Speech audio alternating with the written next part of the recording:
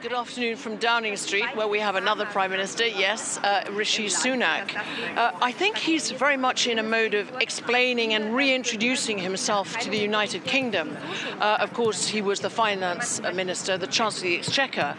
So when he paid tribute to Liz Truss, he talked about admiring her restlessness to create change, but some mistakes were made, he said, and then, importantly, he said they were not born of ill will or bad intentions, quite the opposite, in fact, but mistakes nonetheless. So he admires her desire for change and for growth, but clearly he doesn't think her way of going about it, her delivery, was appropriate. In fact, it was wrong.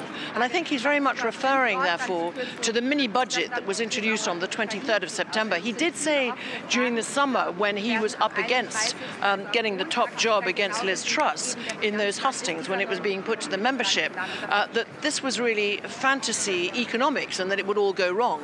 And we've seen the result of that mini-budget on 23rd of September. We've seen the turmoil in the markets, the battering of the pound and against the dollar, the interventions of the Bank of England, and the continued 10.1% inflation rate.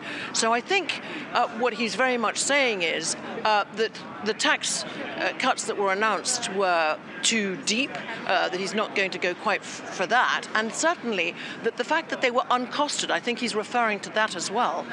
Therefore, they were not explained. And also, remember, Liz Truss had said very belatedly in an media interview here to the British media that she acknowledged that she had not laid the ground. She didn't use the word sorry, but she said that she had not laid the ground. So in other words, she was trying to blame the mistakes and the turmoil and the non-acceptance of the mini-budget as being something that was a problem of communication. So I think he's going to fix it. We're going to see how he's going to fix it.